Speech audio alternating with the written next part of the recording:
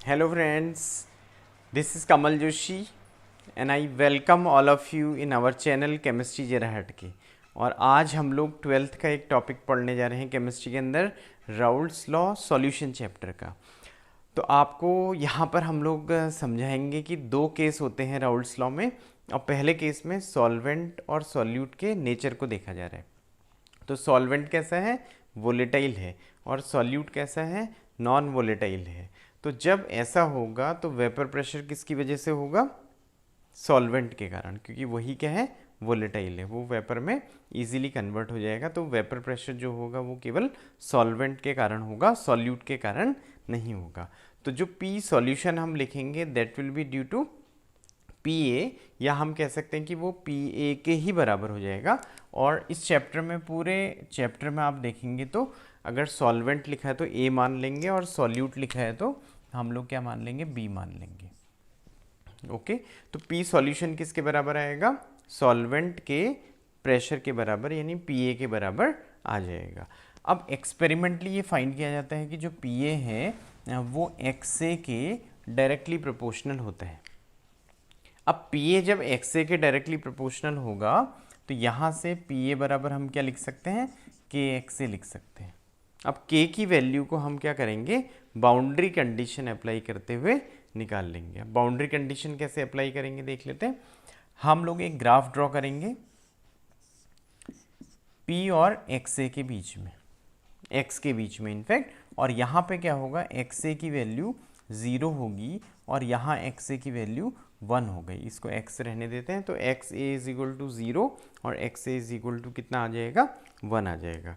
तो जब एक्स ए की वैल्यू लेफ्ट टू राइट जाने पे मूव कर रही है तो पी ए और एक्स ए में कैसा रिलेशन है, डायरेक्ट रिलेशन है। इसका मतलब जो पी ए का ग्राफ आएगा वो कुछ ऐसा आएगा, और ये जो ग्राफ आ जाएगा वो पी ए का आएगा।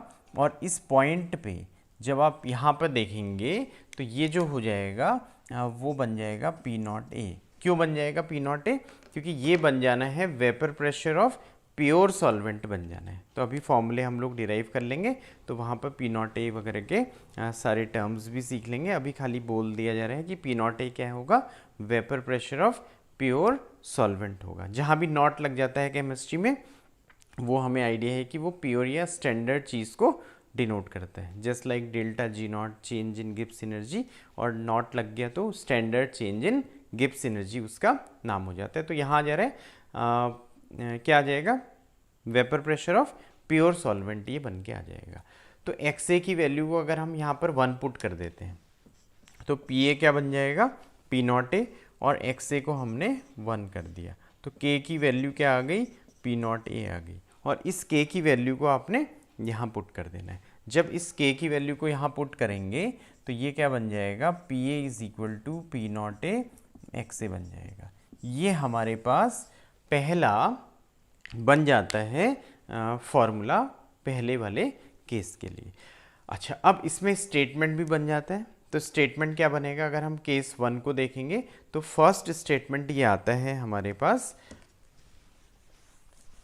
हाँ यहीं से आ जाता है कि पी सॉल्यूशन जो होगा वो किसके बराबर होगा, वेपर प्रेशर ऑफ सॉल्वेंट के बराबर होगा। बट कौन से वाले केस में, जब सॉल्यूशन कंटेन कर रहा है वोलेटाइल सॉल्वेंट और नॉन वोलेटाइल सॉल्यूट को कंटेन कर रहा है। तो जो वेपर प्रेशर सॉल्यूशन का होगा that will be the vapour pressure of solvent, और वो डायरेक्टली प्रोपोर्शनल होता है किसके, मोल फ्रैक्शन ऑफ सॉल्वेंट के। तो ये हमारा पहला स्टेटमेंट आ गया और ये पहला फॉर्मूला आ गया। अब इसी फॉर्मूले को देखिए हम लोग क्या करते हैं, नए तरह से लिख लेते हैं। किस तरीके से, पी ए को पी ए रहने दिया, पी नॉट ए को पी नॉट ए रहने दिया, और जो एक्स ए की वैल्यू है वो हमने लिख दी 1 माइनस एक्स बी लिख दिया। ऐसा कैसे लिख सकते हैं, क्योंकि एक्स ए और एक्स बी का जो सम होता है वो 1 होता है, सारे मोल फ्रैक्शंस का सम 1 हो जाता है, इसलिए हमने एक्स ए की वैल्यू को 1 माइनस एक्स बी लिख दिया। इसको आपने ब्रैकेट ओपन करके आगे बढ़ाया तो क्या बन जाएगा, P not A minus P not A X B बन जाएगा। इसको एक साइड ले गए आप तो P not A X B is equal to आ गया P not A minus P A आ गया। पी नॉट ए को डिवाइड कर दिया आपने, तो जो फॉर्मूला बनने जा रहा है वो क्या बनने जा रहा है, X B is equal to P not A minus P A over P not A बनने जा रहा है, राइट। अब P not A minus P A को हम क्या लिख देते हैं, डेल्टा पी लिख देते हैं। डेल्टा पी मतलब लोअरिंग इन वेपर प्रेशर बोल देते हैं, क्योंकि पी नॉट ए तो क्या है, vapour pressure of pure solvent है, और पी ए क्या है, वेपर प्रेशर ऑफ सॉल्यूशन है। तो होता क्या है कि जो प्योर सॉल्वेंट का वेपर प्रेशर होता है वो हमेशा सॉल्यूशन के कंपैरिजन में ज़्यादा होता है, तो इसकी वैल्यू इससे ज़्यादा आएगी, तो ये क्या आएगा, लोअरिंग इन वेपर प्रेशर आ जाएगा। उसको हमने डेल्टा पी लिख दिया और यहाँ लिख दिया पी नॉट ए। अच्छा, अब हम क्या करते हैं, इस फॉर्मूले को जो आपने यहाँ पर लिखा हुआ है उसको delta P upon P not है, यहाँ पर मैंने लिख दिया, ये बराबर आ चुका है किसके, एक्स बी के बराबर आ गया। यहीं से राउल्ट्स लॉ के पहले केस का दूसरा स्टेटमेंट बन के आ जाता है। वो स्टेटमेंट क्या है, देखिए डेल्टा पी का नाम क्या होगा, lowering in vapour pressure, P not ए क्या है, vapour pressure of pure solvent. तो जब आप लोअरिंग इन वेपर प्रेशर को प्योर सॉल्वेंट के वेपर प्रेशर से डिवाइड कर दे रहे हैं तो वो कहलाता है relative lowering in vapour pressure. तो जो हमारा LHS वाला टर्म बन गया वो क्या बना, RLVP बन गया, relative lowering in vapour pressure बन गया। और ये किसके बराबर आ गया, मोल फ्रैक्शन ऑफ सॉल्यूट के बराबर बन गया। और कब ये बनेगा, जब सॉल्वेंट वोलेटाइल होगा और सॉल्यूट नॉन वोलेटाइल होगा। तो this is our first case. अच्छा, अब हम आ जाते हैं इसके सेकंड केस में। तो सेकंड केस ऑब्वियसली पहले केस से थोड़ा सा डिफर करेगा, डिफरेंट होगा।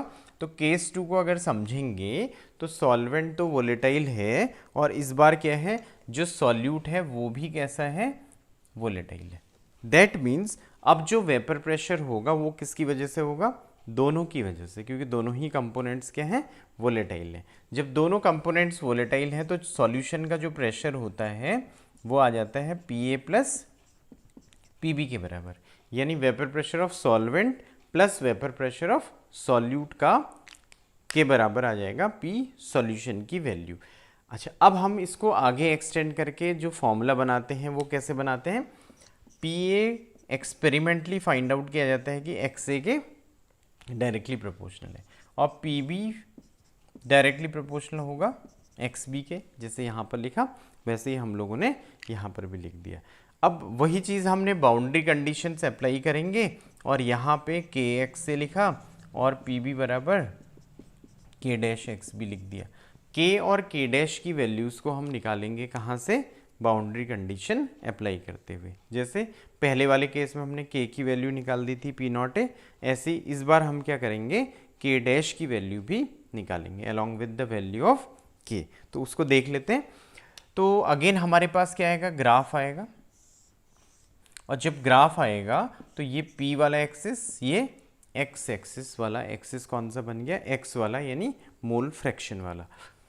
अब यहाँ पे अगर वैल्यू देखते हैं तो XA की वैल्यू 0 रहेगी, जैसे पिछले वाले केस में भी थी। अगर XA 0 होगा तो XB 1 हो जाएगा, क्योंकि दोनों का मोल फ्रैक्शन का सम 1 हो जाना है। यहाँ पे XA की वैल्यू 1 हो जाएगी क्योंकि वो हाईएस्ट वैल्यू आ गई, और यहाँ पे XA 1 है तो XB की वैल्यू 0 हो गई। किसी मिड पॉइंट पे कहीं पे अगर XA की वैल्यू 0.65 होगी तो XB कितना हो जाएगा, 0.35 के बराबर हो जाएगा। तो ग्राफ देखिए, XA क्योंकि ऐसे बढ़ रहा था लेफ्ट टू राइट, तो PA वाली लाइन ऐसे आएगी, वो हमने पिछले वाले ग्राफ में भी समझ लिया था। और इस पॉइंट पे जब XA की वैल्यू 1 हो गई तो ये कितना बन गया, PA बन जाता है P नॉट A के बराबर। अच्छा, अब हम XB को तो राइट टू लेफ्ट बढ़ा रहे हैं, तो इसका मतलब PB जो आएगा वो XB के डायरेक्टली प्रोपोर्शनल है। तो ये लाइन कुछ ऐसे आ जाएगी, ठीक है, ये स्ट्रेट लाइन आएगी। तो ऐसे हम लोगों ने बना दिया, और ये कौन सी लाइन आ जा रही है, हमारी PB की लाइन आ जा रही है।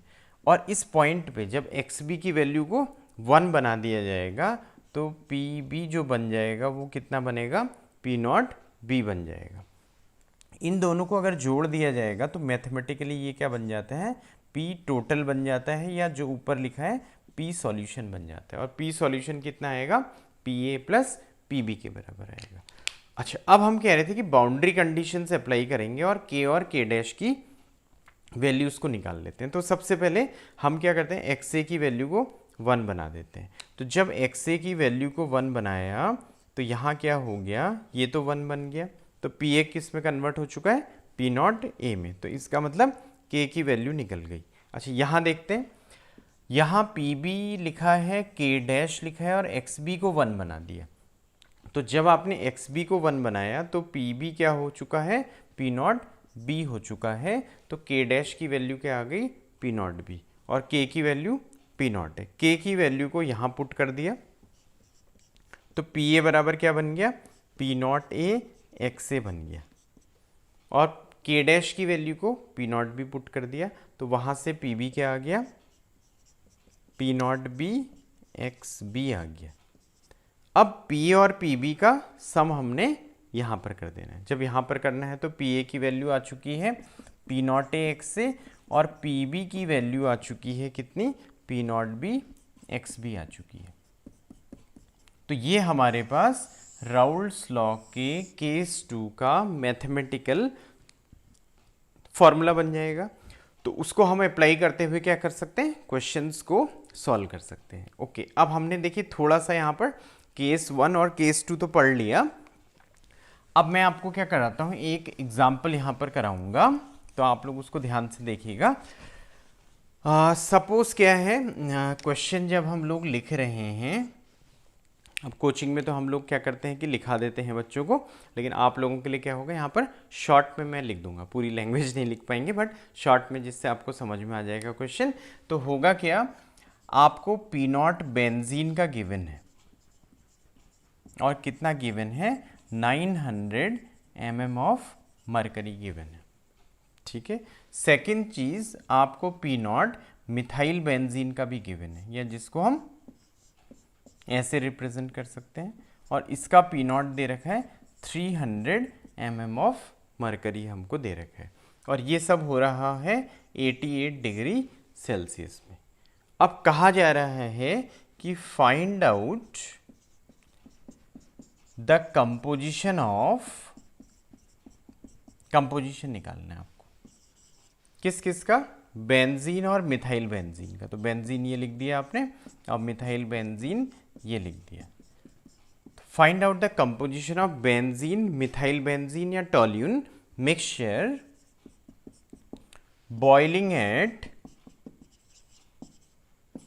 88 डिग्री सेल्सियस। तो सब बच्चे क्या करेंगे, एक बार पेन से कॉपी में लिखने की कोशिश करेंगे कि क्या क्या इक्वेशंस बन सकती हैं। ओके, तो ट्राई करेंगे एक बार, फिर चेक करेंगे कि हम लोगों ने सही किया है या गलत किया हुआ है। तो होगा क्या, सबसे पहले आप लोग देखना कि हमने इक्वेशन कौन सी लगानी है, क्योंकि हमें पी नॉट बेंजीन का भी दे रखा है और दूसरे का भी पी नॉट हम लोगों को गिवन है। तो जो हमें यहाँ पे फॉर्मूला लगाना है वो कौन सा लगाना है, हमें ये फॉर्मूला लगाना है, पी सॉल्यूशन बराबर P A plus P B, या पी नॉट ए, ऐसे लिख देते हैं इसको, P not A X A plus P not B X B लिख देते हैं। अच्छा, अब पी नॉट ए हमें गिवन है, बेंजीन का गिवन है कितना, 900, एक्स ए को एक्स ए लिख दिया, पी नॉट बी हमें मिथाइल बेंजीन का 300 हमें दे रखा था, राइट। और एक्स बी को अब हम लोग क्या कर दे रहे हैं, एक्स बी रहने दे रहे हैं, और पी सॉल्यूशन को पी लिख दे रहे हैं। अब हमारे पास क्या आ गया, देखो हमें सॉल्व क्या करना है, composition of benzene toluene mixture boiling at 88 degree Celsius पता करना था। तो हो क्या रहा है, कंपोजिशन का मतलब हमें मोल फ्रैक्शंस पता करना है, एक्स ए और एक्स बी पता करना है। तो एक्स ए, एक्स बी और पी, तीन अननोन यहाँ पर आ जा रहे हैं। तो हमें क्या करना होगा, अननोन्स के नंबर को कम करना होगा। कम कैसे करेंगे, एक्स ए को एक्स ए रहने दिया, बट एक्स बी को you can write 1 minus X A लिख सकते हैं, क्योंकि एक्स ए और एक्स बी का सम क्या होगा, 1 के बराबर होगा। अब बारी आती है यहाँ पर P और X से दो क्या बच गए हैं, हमारे पास अननोन्स बच गए। वेरिएबल टर्म्स आ जा रहे हैं। अब इनको हमने क्या करना पड़ेगा, अननोन्स के नंबर को कम करना पड़ेगा, अदरवाइज दो अननोन और एक ही इक्वेशन है तो ऐसा तो सॉल्व हो नहीं पाएगा। तो हम क्या करेंगे, इसको पहले लिख लेते हैं। देखिए 900 XA और ये माइनस का 300 XA हो जाएगा, तो वो 600 XA प्लस 300 हो गया। अब इस P की वैल्यू को कितना लिखेंगे, देखो वही चीज़ क्या है, सबसे ज़्यादा समझने वाला पॉइंट रहेगा, क्योंकि अगर हम उसको समझ गए तो आंसर आ जाएगा। क्या होना है, ये लिख देना है हमने 760।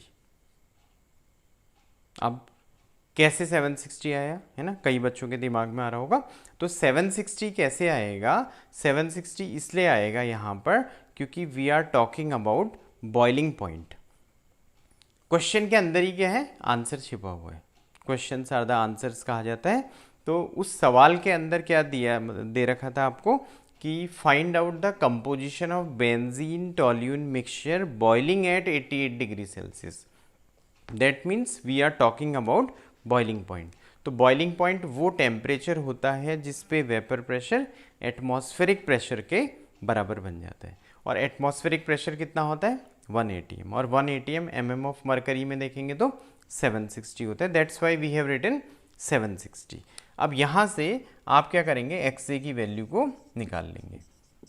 तो 600 XA आ गया और ये कितना आया हमारा, 460 आया।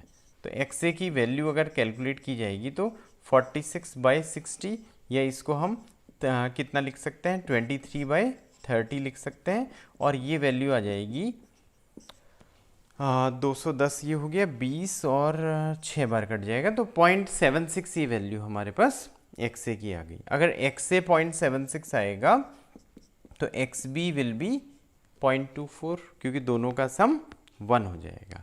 तो इसका मतलब हमने XA और XB यहाँ पर क्या किया, सॉल्व कर लिया। तो आज हम लोगों ने देखिए क्या पढ़ा, एक बार समराइज कर लेते हैं। हम लोगों ने राउल्ट्स लॉ को समझा है, यहाँ पर अंडरस्टैंड किया।